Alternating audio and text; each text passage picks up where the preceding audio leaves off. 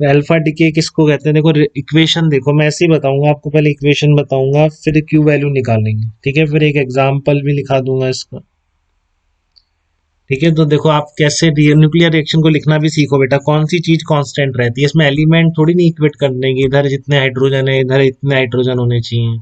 Nuclear reaction में ऐसा नहीं होता ना, कि केमिकल रिएक्शन में आप बैलेंसिंग करते हैं एटम्स की, इसमें तो चेंज ही हो जाता है, एलिमेंट ही चेंज हो जाता है। तो क्या चीज कंजर्व रहती है इसमें, वो देखिए आप एक बार।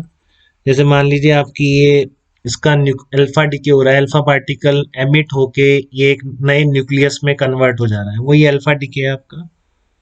ये न्यूक्लियस से एक अल्फा पार्टिकल निकल रहा है और वो एक नए न्यूक्लियस में कन्वर्ट हो जा रहा है। तो अल्फा पार्टिकल तो इधर रख दो 2He4, ठीक है? तो यहाँ पर ध्यान रखोगे बेटा, ये टर्म जो आप लिख रहे हैं ना, ये दोनों तरफ कांस्टेंट रहने चाहिए।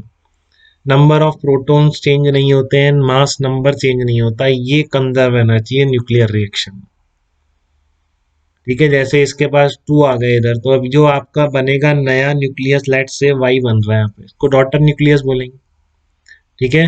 ये आपका कैपिटल वाई बन रहा है, नया एलिमेंट, तो इसलिए नया सिंबल न्यूक्लियस का।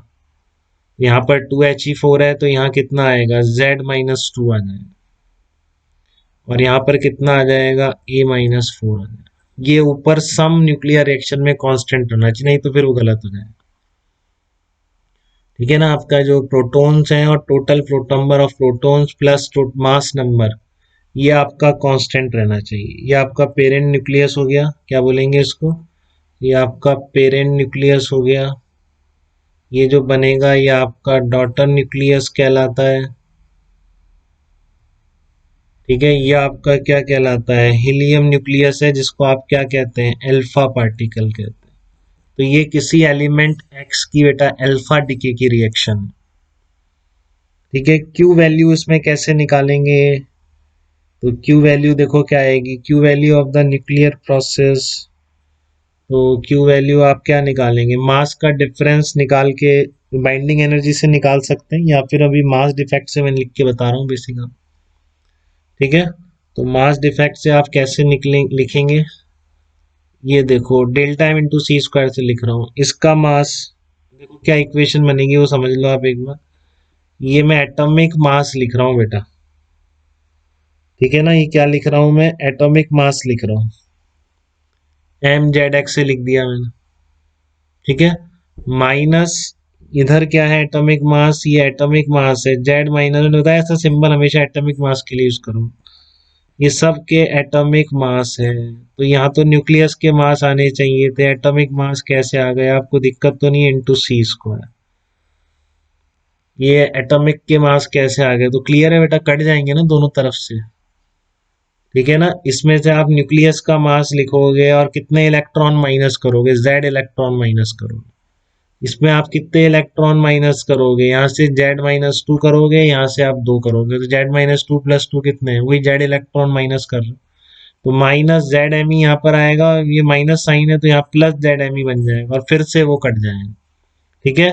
तो ये सब क्या है? आपके एटॉमिक मास हैं।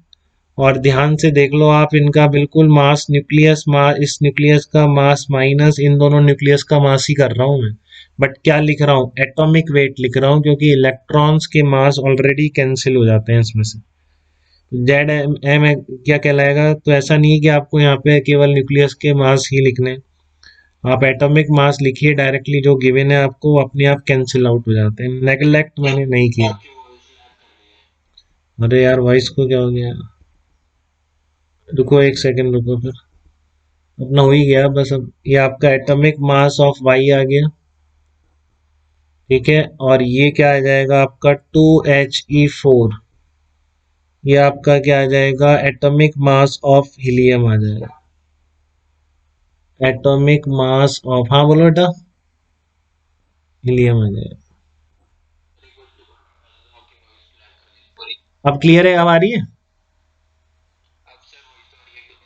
हाँ देखो, अब ये क्यू वैल्यू लिखनी है आपको, तो कैसे लिखोगे आप? न्यूक्लियस का मास माइनस इन दोनों न्यूक्लियस का मास, वही एनर्जी किसकी रिलीज हो गई, तो मास में चेंज आया उससे एनर्जी रिलीज होगी, बेसिक प्रोसेस वही है, ठीक है?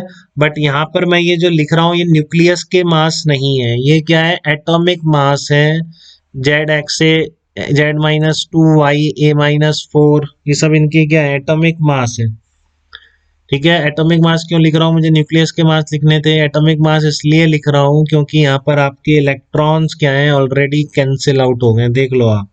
यहाँ पर आपको एटॉमिक मास है, न्यूक्लियस का मास क्या होगा, न्यूक्लियस का mass minus mass of Z electron.